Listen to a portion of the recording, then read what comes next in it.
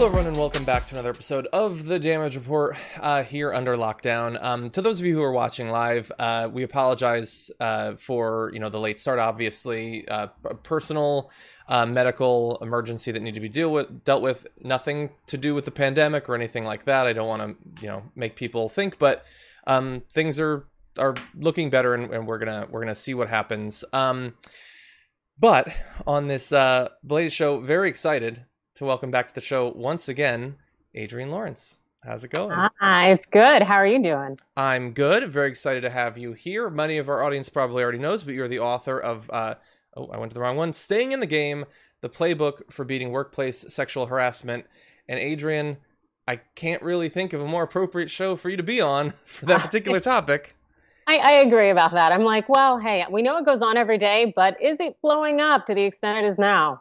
Exactly. I mean, the weird thing is, to think a major media company would be harboring this sort of thing, and that Fox, above all places. So I know, so strange. Exactly. We'll be talking about that in addition to a number of other things. If you stick around later on, we have an update both on the situation with Portland and some of the efforts by our elected officials to try to push back against this insanity.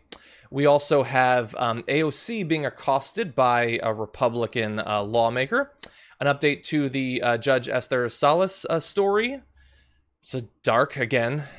Very glad to have Adrienne on to give her commentary on that story. And more as well. But before we get into that, and please like the stream and share it, and you can send in comments. And all of that. We're going to start off...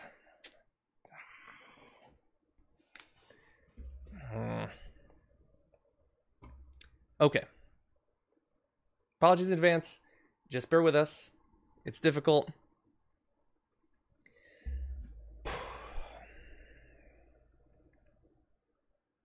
Wow, I didn't expect it to hit me this hard. We want to start off by addressing really tragic news in this community that happened yesterday. Independent progressive news lost one of its brightest stars, Michael Brooks, tragically passing away. Very young, younger than me, and I found out about it much the same way many of the people watching this video might. It's you just load Twitter and you get people's reactions to something, and then you have to do the brief bit of detective work to figure out what exactly it is that happened. And you hope that you're imagining wrong. The first couple of things you see that maybe confirm what you think it is, you hope that this surely some sort of joke, some sort of prank or something like that. I saw a tweet from some of his coworkers at the Majority Report, and I was just shocked. I thought this has got to be an extremely inappropriate prank that is being played, but it was not. He passed away apparently quite suddenly. I've heard different takes on exactly what it was. But regardless of what it was, it's an absolute tragedy. And ever since then, the people who knew him, and many of them who knew him much better than I did, have been giving their reactions to it. And we're going to have some of that. But I just wanted to give my brief take. I didn't know Michael nearly as well as some other people in this community. We only began sort of talking and collaborating together maybe a year or two ago. But I had him on the show several times, and he had me on his, and I just always had a very good impression of him. He was what you sort of want out of this. It's someone who knows things, who cares about knowing things, understanding the history of what they're talking about and the context of what they're talking about, and not just specifically to the United States. I think it might have been Nando Vila who said he knows more about the politics of Ecuador than any CNN contributor knows about the politics of America. He really did approach this thing like I think we should, I think a lot of people think that we should, that we have these national boundaries, and they're significant in some ways, legal ways and things like that, but they're not significant in the most important ways. We are a community of people. And he cared about making sure that poor and working class people inside and outside of the United States were no longer crushed under the collective oppressive weight of our government and virtually every other world government that doesn't give a damn about them and never has. And he did it all with a sense of humor. He was able to take very difficult news and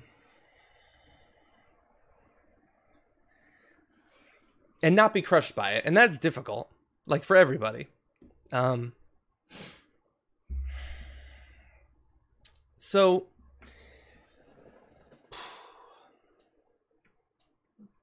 I apologize. One of the things that I wanted to say about him is not just, that he had a very strong impact on some of the people in this industry that I care most about. Like, I know Anna has got to be just devastated. But being in this industry, like whatever this is, independent, leftist media, the YouTube thing, podcasts, whatever, there's a lot of people who have gotten into this over the years as it's become this bigger thing. And that is great and very important, and I hope that there's far more. But in my experience, there have not been as many people as I would wish that are in it for all of the right reasons. There's people who get it in for, clout chasing and fame and money and whatever. It's the grift that we rail against on the show all the time. And the thing is that I would count Michael high up amongst the small number of people that, whether I'm working with them or not, like even if theoretically we're in competition with each other, I'm just glad that there are other people out there that actually care, that are doing this not because like they don't want to get a job, but because they think that this is the best way that they can make the world a better place. I talk often when I have Emma on that I feel that she's one of those people, the people who there has had opportunities to take the easy road to, crowdfunding and more subscribers and things like that looks out there and says, I know what the audience wants me to say, but I'm not going to say it just because of that if I don't believe it. And Michael was that sort of person. He was honest even when it would hurt his success. And I'm sure that if you're watching this, you've probably seen any number of the different tributes, one of which is going on live now on the Majority Report. I know, Ben Dixon, who we just had on the show, said that Michael gave him a platform back when he had like 2,000 YouTube subscribers. Like nobody was paying attention to him. And he was a helpful person. He never, as his show started to blow up, he never like cast off the people, that had helped him along the way. He was just genuine and kind and intelligent, just deeply, deeply invested mentally in terms of wanting to know what is going on and wanting to have a sound, intellectual and philosophical, and in some ways even spiritual, to hear him say it, framework for how we go forward from here. And so, yeah. It's unimaginable, as so much news in 2020 is. How could that have happened yesterday? Anyway, Adrian, I apologize. Try to keep it together. It's just, it's difficult because it's not just what he means to me. And again, like I've said many times, there are people that my heart goes out to them because I know that they had, much deeper, long-standing relationships with him. It's like, when you say someone's going to be missed, like you can mean that the people that knew them will miss them, but then you can also mean their absence will be missed even by people who didn't know.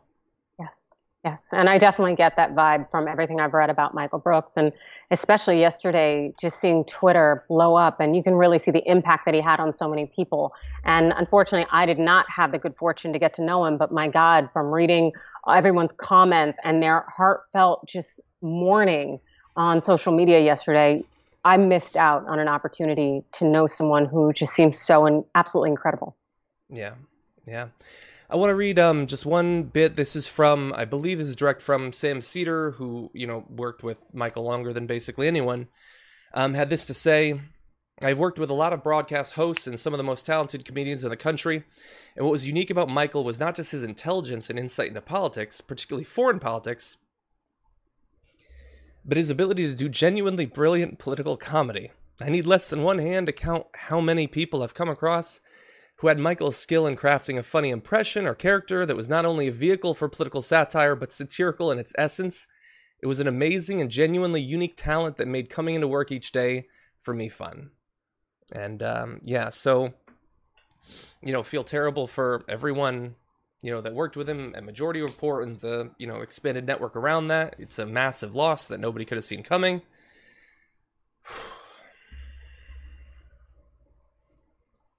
It's like there's so many people out there that are like doing so well that there's nothing in them. They make millions of dollars every night on Fox News, and they're doing great in this time. And yeah. Anyway, he's gonna be missed in all of the senses that we talked about. We're going to talk now about some of the accusations that have been laid out against multiple hosts at Fox News, but I want you to bear in mind as we go forward with this story that this clip contains content that some may find distressing or disturbing, including graphic references to sexual abuse, assault, and violence. We are not going to be reading the entirety of the claims. They're all available, and they're about as dark as anything I've ever read in this area. But what you should understand is that Fox News fired Ed Henry. This is news that we reported on some time ago. One of the network's most prominent anchors, and one of the ones that they had pitched as sort of the up-and-coming newsman of Fox, after the network investigated a former employee's accusation of sexual misconduct against him. On Monday, just yesterday, the former employee sued Mr. Henry and Fox News, describing a history of workplace harassment and a relationship with the anchor that she said it included violent sex and rape. The woman, Jennifer Eckhart, a former associate producer at Fox Business, said that Mr. Henry had coerced her into a sexual relationship by promising to advance her career. That is one plaintiff. You also have Kathy Aru, a frequent guest on Fox News programs, alleged in the lawsuit that Mr. Henry had harassed her as well by sending sexually explicit messages. She also described exchanges with other Fox News stars, including the anchors Tucker Carlson, Sean Hannity, and Howard Kurtz. So some of the biggest names at the network. And she said that she called those inappropriate and sexually charged. So we're going to focus here on Ed Henry.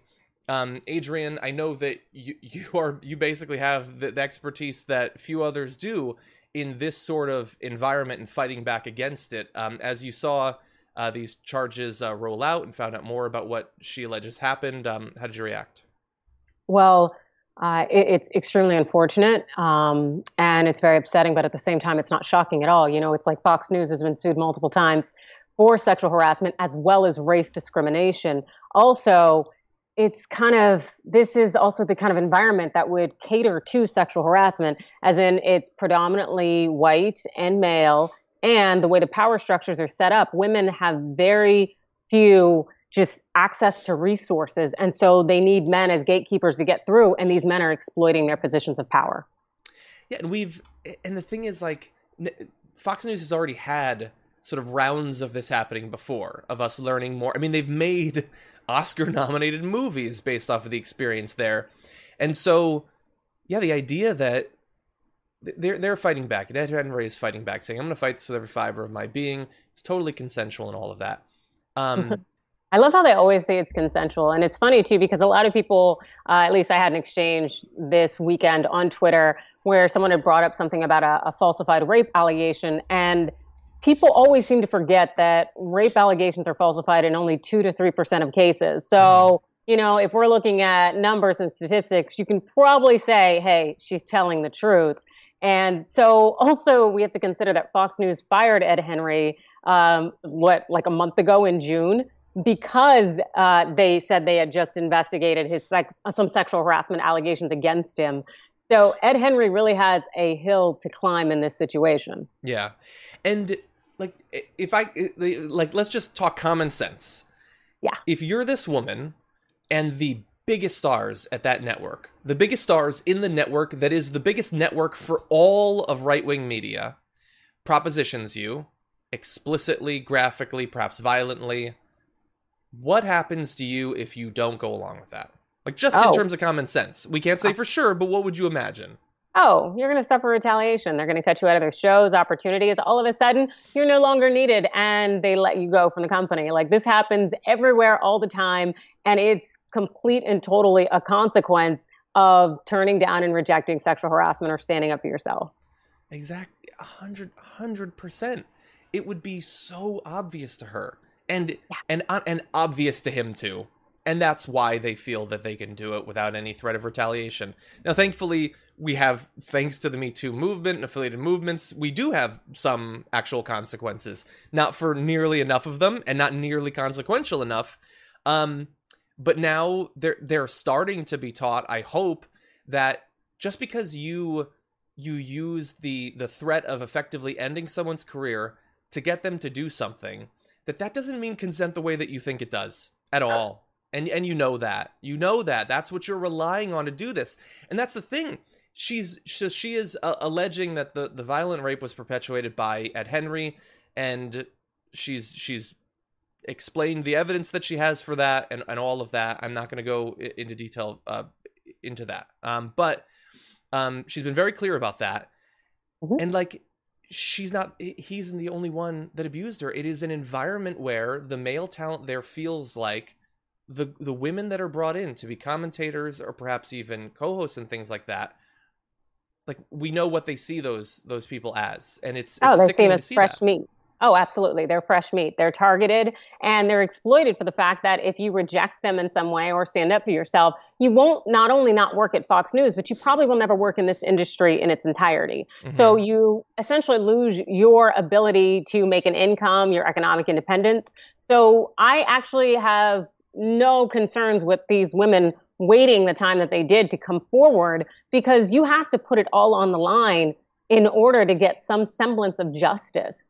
Also, we have to consider that Fox News, being a sexual harassment hotbed that it is, that back in 2017, they had paid out shareholders who sued the company saying, you are wasting our money by keeping these harassholes around and for paying all these backdoor settlements.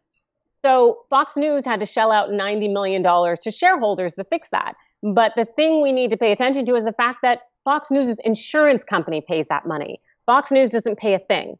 And all these legal fees, those are covered by insurance. They're also tax deductible to a certain extent. So essentially, Fox News isn't feeling any consequences, nor will they, until their viewers pull out and their advertisers. But their viewers like the propaganda, they like misogyny, they like racism. So this is really par for course for them. It's just a question of, do the advertisers like it? Exactly. Yeah. Yeah. And at least up until the period of time that, Bombshell delved into, it wasn't like the management side just tolerated it. The management side participated in it. It was both the on air and off air sides of Fox News that were doing this. And if you are an up and coming woman on the right, a journalist, a legal expert, a commentator on a variety of different topics, what are you supposed to do? Like, in a very real sense, if you don't make it on Fox News, what happens to you? And they're making it, at least up until recently, very explicitly that is what you will be valued for. And if you make a stink about it, that will probably end your career. I saw the comments after Ed Henry's thing saying he's going to defend himself. There were like many people in lockstep saying that they don't believe anything that she says. Her career could very well actually be done after doing that, after bringing it up now. And we know there have been other women at Fox News that have filed lawsuits that are still gone. They have not had any media jobs since then. Yep. And Britt McHenry has sued Fox News, and her lawsuit, to my knowledge, is still pending for sexual harassment against her co-host. And it's like Fox News just racks up these sexual harassment lawsuits, and then their insurers end up paying some amount for it. But, this is just a cultural problem in its entirety. And unfortunately, the people who suffer the consequences the most are these women who speak up and the women who also remain silent, because their careers are over. Their mental health, yeah, right. Do you think they can enter an office environment and truly be a contributing, productive member without freaking out and feeling triggered? Yeah. It's like you're just not normal after that. And so these are individuals in our society. These are people, and they are being messed up and wrecked by the beast every day, and no one does a thing about it. Yeah. Yeah, and even, like, hopefully this is such a ridiculous, dark world. Hopefully many of the women who are not preyed upon directly in the same way that these two women and a number of others in the past have made clear, at least in the environment inside of Fox News. But think about what woman gets to be on Fox News without being explicitly sexualized. Yeah. Almost none. Yeah. Uniformly. It's like a joke, I guess, that they've had at Fox News for a long time, but it's not a joke. Maybe some of the women are totally fine with it. I have a feeling many of them probably are not. And in a similar way, would fear, rightfully, and that's delved into in Bombshell as well, that if they say anything about that, if they don't conform to this enforced, you need to look this certain way, you need to make yourself visually available in this certain way, you could be entirely done in media. The entire thing is so sick. Absolutely. And I love it. Visually, you have to make yourself visually available. And at Fox News and these other places, you also have to make yourself physically available. Yeah. And it is the most disgusting thing, but it continues to be perpetuated in part because of the silence of this kind of quiet network of we're not going to talk about these things, but also because of the retaliation. Exactly. And again, these are productive, contributing members of society who could make, our GDP increase. They can make everything go better if everyone is working and able to do their best, but can't have that, no, because have to be in power. Exactly. Okay, let's transition to another angle on this. In addition to all of what's going on with Ed Henry, another of Fox News' biggest names is facing allegations as well.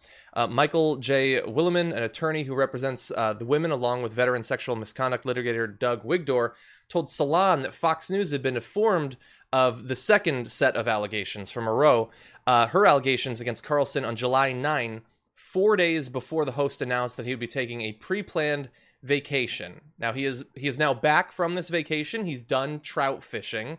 Many people, I think, rightfully assume that vacation was as a result of us finding out that his head writer was as vicious a racist as you can imagine.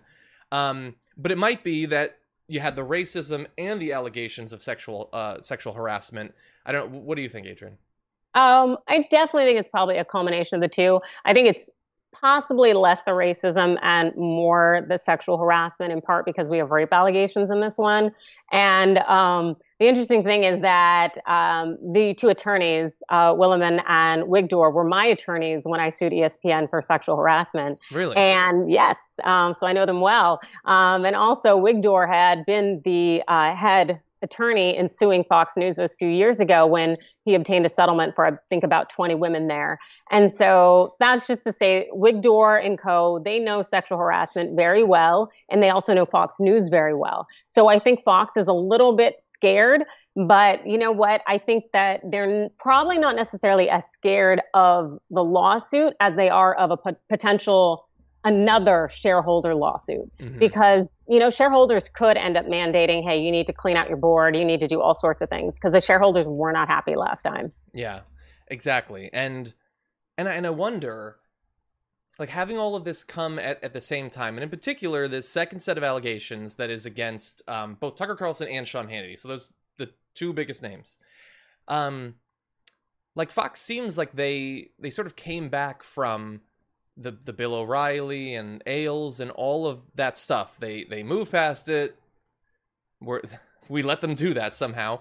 But I wonder, a second round of that, is it possible that will be more significant in forcing some sort of major change to their corporate culture and the sorts of voices that they feature front and center, or is that just wishful thinking? You know what? Fox had the opportunity because, as these women allege, they knew about these allegations against all of these men back in 2017 when they had to do this full internal investigation. And so everybody knew, and they've known forever, which is always how it works when it comes to workplace sexual harassment. It's just Fox opted not to do anything about it because, seldom do these companies do anything about it until we as members of the public find out about it. And so now Fox is in a position where it's decided to fight, in part because it doesn't really have that many big names left. Because since they lost so many already to sexual harassment. So it's going to try to hold on to them for just a little bit longer while it continues to make money off of them. But then also, who knows how long Carlson could end up staying at the network if they don't settle this lawsuit and they end up having to go through depositions, a trial, and whatnot. Yeah. And I know that obviously we're focusing on the most recent news, which is the sexual harassment allegations, which maybe at some point more specifics will come out. This is the extent of the knowledge I have about it right now. But again, maybe I'm being naive. I don't know, Adrian, but last 2 Fridays ago, we found out that his head writer had been posting for literally years the most explicitly racist things that one can or should be able to imagine. Wrote the scripts that he read. That's the show. Tucker Carlson doesn't do opining and things like that. He reads carefully constructed scripts designed to advance a particular agenda. Longtime viewers know what that agenda is. And so they fired the guy, and he went trout fishing for a few days, and now he's back. And he addressed it for 1 minute and 12 seconds, I think. It said it had nothing to do with the show, didn't affect the show in any way. That seems unacceptable to me, but he's just moving on. What do you think? Is there any chance of, like, he's not going to get fired, right? They would never do that. Oh, no, God, no. I think a lot of people don't realize how insidious sexism is as compared to racism, because our society will ban you and treat you horribly if you're a racist. You know, it's generally why white people freak out when they're called a racist, as opposed to, you know, hey, maybe I should look at my behavior and see what happens. But, you know, so our society doesn't really handle that very well. But when it comes to sexism, yeah, honestly, it's kind of part of our doing business. And it's okay that it be explicit. And I think that's just very much a difference between racism and sexism. So I think he actually had to go away because of the racism. Yeah. But the sexism, it's like, yeah, this is kind of what we do. And it's also what his followers kind of enjoy. Exactly. Yeah, maybe. Best case scenario when Laura Ingraham or Tucker Carlson has said something on the edge of too racist even for Fox, some sponsors will leave. And then maybe creep back a couple months ago, or maybe they're gone forever. Fox News doesn't seem to care because it's not like they have Tucker Carlson on just for the ad revenue he brings in. But it's like, how can we have an environment where they wouldn't fire him for having a racist around or for having sexually harassed someone? Because, like, his base if he was to just start using racial slurs on air, a significant portion of his base would love him more as a result of that. They want to treat women in this incredibly misogynistic way. They pine for a time where that was the default, like explicit default, with no challenge, no chance of any justice or anything like that. And so he gets caught, he gives his little apology for a minute. Not even an apology, he literally never said sorry. And in fact made the racist writer out to be the victim in all of this. And that's the biggest, his show's the biggest. In all of political news, his show's the big one. And the standards that he's held to are buried deep below ground. Oh, absolutely. And also with November coming up, they can't. Yeah, right. You know, Trump would be all over that. They need someone to continue to peddle their, you know, dog whistles and their propaganda. And especially, you know, this anti-woman push, it's been getting a lot heavier and a lot more forceful. And so this is really par for course. If anything, I wouldn't be surprised if Tuck got a pat on the back.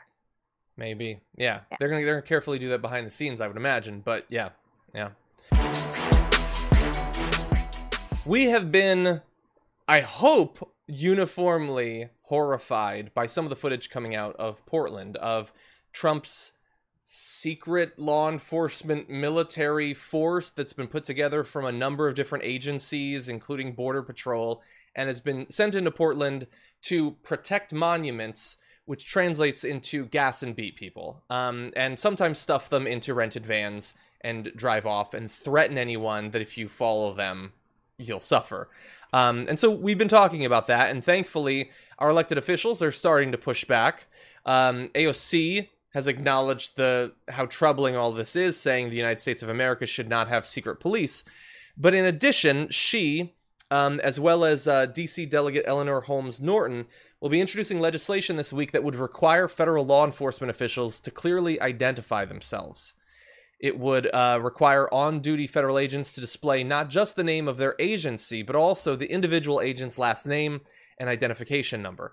Because up until now, a group of guys in camo can run up, grab someone, and stuff them in a van. You have no name, you have no agency, you have no phone number. Hopefully, you find them eventually. But that's been pretty much it. And that's really not what America is supposed to be like. I would say that getting them to identify themselves is the ground floor of this thing, and hopefully there will be more coming. But Adrienne, what do you think? No, it's kind of mystifying that we live in a society where law enforcement doesn't feel like it needs to identify itself. And so how am I going to distinguish between, someone who's authorized by the state to capture me and a random kidnapper? I don't think this is a huge ask unless you're operating undercover. You should not be, kind of operating under the cover of night and snatching people off the street. Exactly. And we've seen it in Portland. And yesterday we were bombarded by Trump saying, I've got this long list of cities. He mentioned Chicago and a number of other, Baltimore, a number of other cities that he's planning on doing this exact same thing to. And you had both the acting head of DHS as well as the acting deputy head of DHS all saying, no, we're getting ready to do this. And there was in fact news that 150 of these soldiers, cops, I don't even know what the word is. It's people in camo that, like Trump, I would assume, are going to be deployed to Chicago. So if you've liked what you've seen in Portland, get ready to see it in Chicago as well. And by the way, all these details are coming from a story on The Nation by Ken Klippenstein, so we're very happy about that. But in addition, he has internal CBP documents that reveal that these federal agents would be operating indefinitely and in undisclosed locations. So I guess it's good that we even know Chicago is one of them. There might be others that we don't know until it happens. He says they'll also have drones on standby to assist as needed. And take a look at this last sentence. The documents describe the DHS's creation of the Protecting American Communities Task Force in response to President Trump's executive order protecting American monuments, memorials, and statues and combating recent criminal activity. So, like, we know the context of that because we're living it every day. But doesn't that feel like the sort of sentence that they would look back decades later and say, oh, that was the start of it? He used this fake thing about statues being torn down, and then all of a sudden, camoed, unidentified men were snatching people off the streets in multiple American cities. Maybe I'm being alarmist, but maybe you should be when they're kidnapping people. Oh no, I think this is one of those times to be very, very alarmed. Particularly because what we had Trump just a few months ago saying that he's going to use federal law to punish people for defacing any kind of, Confederacy monument when the federal law doesn't protect Confederacy monuments since they're not American monuments. And it's like, so how much are these undetectable kind of law enforcement authorities going to be claiming to enforce laws that don't actually apply, as opposed to actually doing their job, which is why they should not be afraid to identify themselves?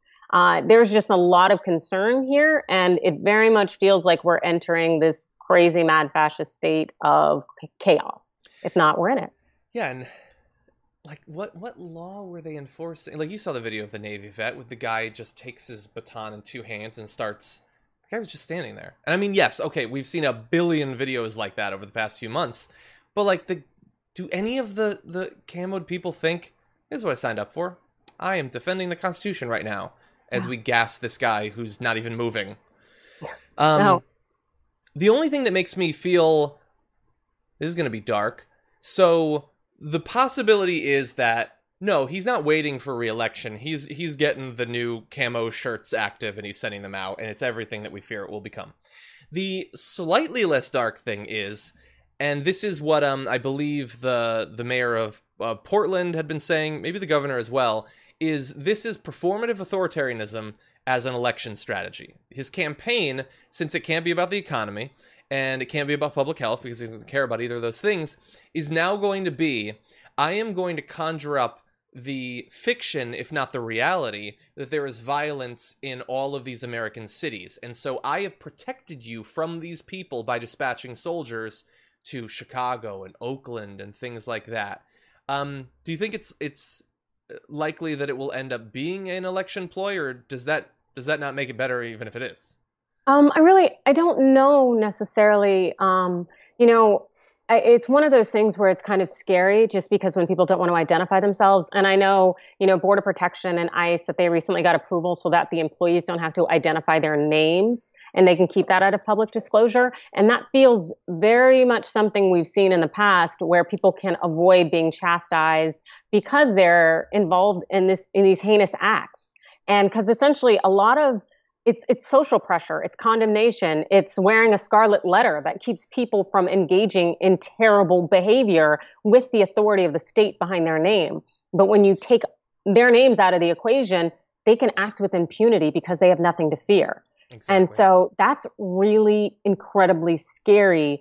And I don't know if he's setting this up so that even if he does lose in November, that he won't be leaving the White House because he's essentially built an army of horrible people. Exactly. Yeah, and while he's doing it, by the way, his the media arm of his re-election campaign at Fox has been spending the past couple of months painting every one of those protesters that you see being beat in the videos as literal terrorists, using the terminology of they are all terrorists. Those pregnant moms getting gassed, those are terrorists. They're Antifa terrorists, and they need to be taken down. And so, a third of the country, at least, is going to lap this stuff up, and they're going to love it. And we don't have the ad, but the most recent campaign ad by Donald Trump is it's an old white woman on her phone in the middle of the night trying to call the police because she's watching TV and there's all this chaos, and a masked man is trying to break into her apartment, and she calls and there's a voicemail message saying that Joe Biden defunded the police, so if you get murdered or raped, that's what they wanted. It's pretty see-through. Yeah, for real. Even in comparison to past elections, it's pretty see-through what they're going for there. Oh my goodness, fear-mongering. 100%. Yeah. There's definitely going to be a caravan in the weeks leading up to the election. There's going to be a caravan. Yes. Yeah. It's like, is it better that they normally they try to get you to hate people crossing the southern border or anyone in the Middle East? Mm-hmm. Is it better that they're like, no, just people in these cities, just American citizens. You should turning us on one another, and they're going to be more blatant about it. With people who are trying to upend the kind of the traditional American norms. Yeah. It's really sick, and I think it's just going to get even more blatant. Yeah, I think so. Representative Alexandria Ocasio-Cortez is frequently accosted online by right-wingers of a variety of types. Online randos, podcasters and things like that, who are both focused on her and hate her. That is all that they are. The Venn diagram is 50% focused on her, 50% absolutely hating her. But now it's come to the halls of Congress because she was accosted today by, this is yesterday, by a Republican congressman, Representative Ted Yoho, who was coming down the steps on the east side of the Capitol, having just voted when he approached AOC, who was ascending into the building to cast a vote of her own. In a brief but heated exchange, which was overheard by a reporter, Yoho told Ocasio-Cortez she was disgusting for recently suggesting that poverty and unemployment are driving a spike in crime in New York City during the coronavirus pandemic. "You are out of your freaking mind," he told her. She shot back, telling Yoho he was being rude, which is really just describing accurately what's going on. The two then parted ways, with Ocasio-Cortez heading into the building, while Yoho, joined by Representative Roger Williams, began descending towards the House office buildings. A few steps down, Yoho offered a parting thought to no one in particular, "Effing bitch," although he said the entire thing. So we're going to have both her reactions as well as our own. Adrian, what do you think about this? Seems pretty brazen for elected officials. It's just so sad. Yoho is extremely insecure. They go after AOC because she represents everything that they don't want in their old boys club.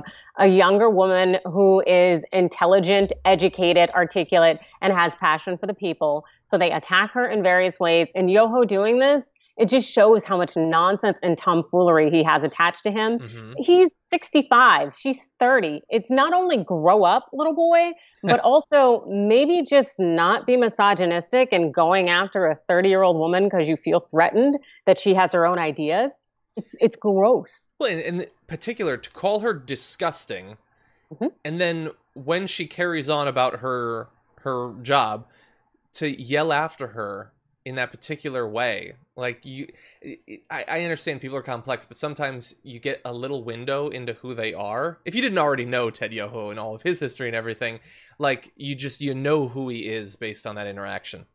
And you also get to find out who Representative Roger Williams is based on that, because here is where it gets perhaps even more pathetic.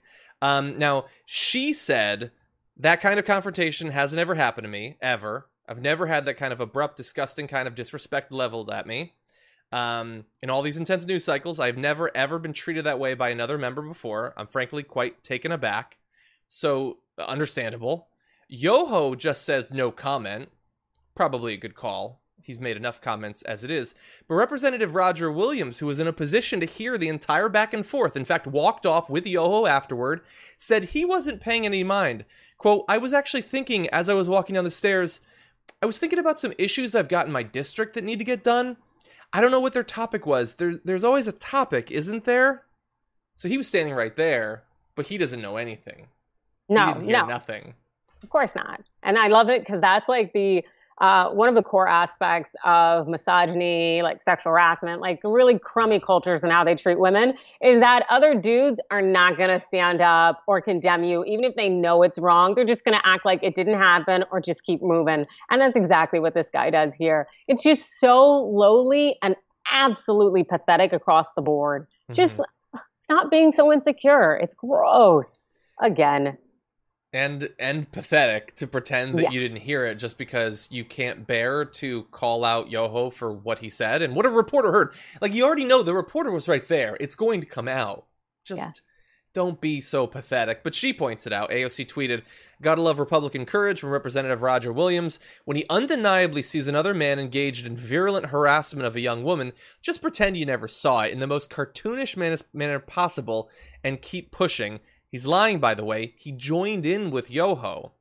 What's wild to me is why you would blatantly lie to a reporter who saw this exchange. You were yelling at me too, she said, about, quote, throwing urine. Now, you're probably wondering what that means. I don't know. But he apparently was part of it and now is pretending that I was just thinking about constituent concerns and things like that. But we also have, afterward, Ruben Gallego said, I have suggested the same thing that AOC had, that poverty and unemployment lead to crime. Weird that neither Yoho or any other members ever talked to me that way. Representative Dean Phillips also said, like AOC, I believe poverty to be a root cause of crime. Wonder why Representative Yoho hasn't accosted me on the Capitol steps with the same sentiment. Hashtag shameful. And it is. Yep. Exactly. And of course we know. Yeah. Oh, we totally know what the score is. It's like, it's just one of those unfortunate aspects of being a woman. And hey, you know, it's not going to change, especially if people just sit there and act like they didn't hear it when we damn sure know that they did join in, I'm sure. Yeah. Yeah. And it's, for Yoho, it's like, he obviously, on a fundamental level, despises and looks down on women and doesn't respect them. So you have that. That's why he would feel like, I can do this to her. I would never do it to a male representative. But he also is so stupid, so ignorant of who she is and what she is, that he doesn't get that, man, you should have just gone for Dean Phillips or Ruben Gallego, because she's the last one that you want to do this to, you moron. She's not just going, what do you think, she's going to quiet down? She's going to stop speaking out? No, she's going to lash out at you with the social media fury of a tornado of daggers. Like, and he looks like a joke coming out of this because he's a stupid, ignorant misogynist who doesn't understand the world that we live in. Exactly. And also, it's like not the best time for Florida right now, as their leadership isn't really doing the best thing. So it's like, way to be Florida, man, yo. You're really winning on this one. Yeah. And especially, since New York is looking pretty strong. Yeah, that's true. Yeah, you know, you're 100% right. Like, from the very beginning, Matt Gaetz, you know, he was like joking around with his gas mask, and Texas, which is being incredibly hard hit. You got Ted Cruz is like trying to pick little petty social media fights with people, like he doesn't get that his state is on fire. None of them do. They don't feel any responsibility to the people that regrettably voted them into office. Yep. And I really, really hope that they are no longer in office, because we can't have leadership like this. Like, all of this loss that's going on America doesn't have time for misogyny and racism because we are all going to go under if this ship is sinking. Yeah. And these people who are supposed to be at the helm, they don't seem to get that. They want us to stroke their ego and for them to act up like this when, hey, it's not good for any of us. Yeah. I want to give you an update on a story we talked about yesterday on the show, and that is the absolute tragic targeting of the family of a judge, Esther Salas, whose son was murdered, her husband in critical condition following a person who had clothed himself in a fake FedEx uniform, went to her house, and then opened fire. An absolute tragedy that we know a little bit more about today. Federal authorities said, following yesterday's broadcast, that Den Hollander is suspected of shooting the husband and son of U.S. District Judge Esther Salas at her North Brunswick, New Jersey home. Two law enforcement sources told CNN that the suspect died of what is believed to be a self-inflicted gunshot wound. And since then, we have found out quite a bit more about this individual. He had argued one case before Salas, a lawsuit where he represented a woman and her daughter as they sought to register for the military selective service. In the case, Den Hollander's client claimed the draft was unconstitutional because it barred women from registering. And this is an area that he was intensely interested in, with his website describing himself as an anti-feminist lawyer who defended, quote, men's rights. He had unsuccessfully filed lawsuits against bars and nightclubs offering ladies' nights, claiming they violate the 14th Amendment. And he filed suits against the federal government, challenging the constitutionality of its Violence Against Women Act, the, quote, Female Fraud Act, as he called it, and against Columbia University for having a women's studies program. I don't know how much further we want to go into his particular writing, but they are expansive and as dark as you would imagine based on that introduction. Yeah. And it's unfortunate, again. It's a matter of misogyny killing. This person has all sorts of just hateful beliefs for women. And this thought that it's a zero-sum game, men have to be advanced, and women should be robbed of any sense of equality or any societal status at all. And he took this out and took the life of this judge's 20-year-old son, I think, who was a rising junior maybe at Catholic University, and also her husband now being in critical condition. And this is what happens when misogyny goes unchecked, and it is brutal. Yeah. You have to...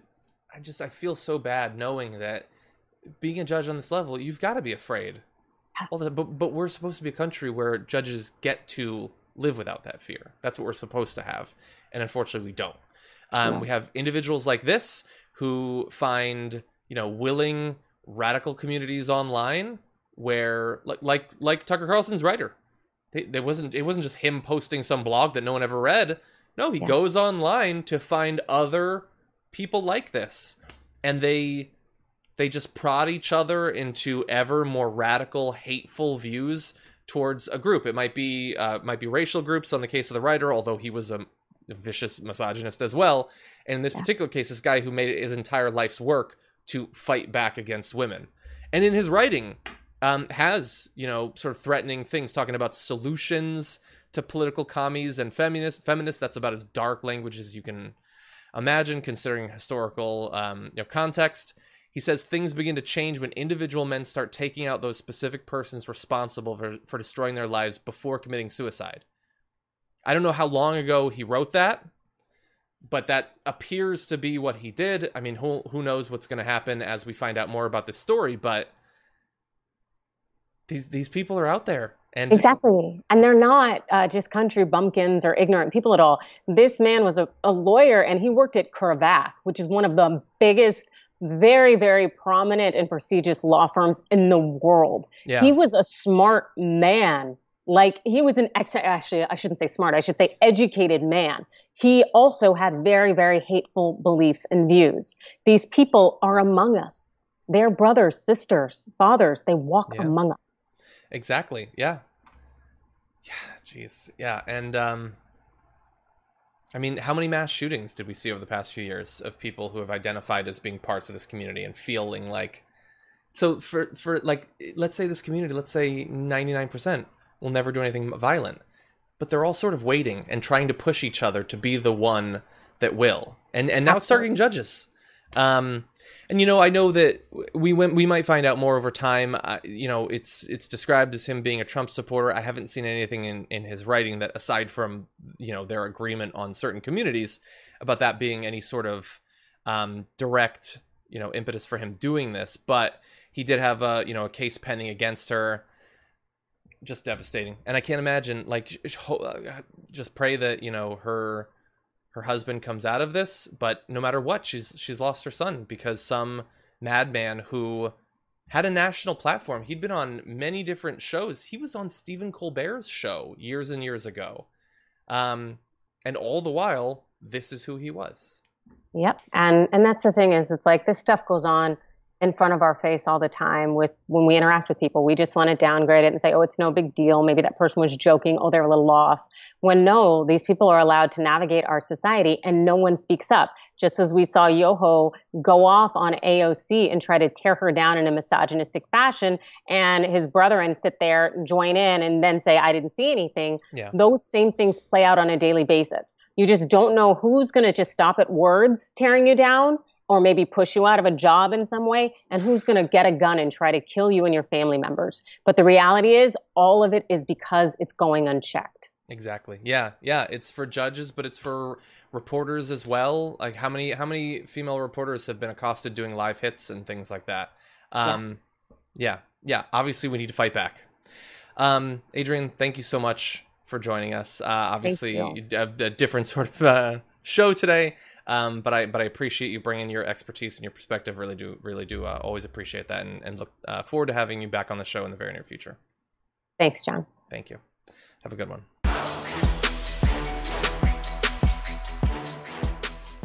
Thanks for listening to the full episode of The Damage Report. Support our work, listen ad-free, access members-only bonus content, and more by subscribing to Apple Podcasts at apple.co/TYT. I'm your host, John Adarola. I'll see you soon.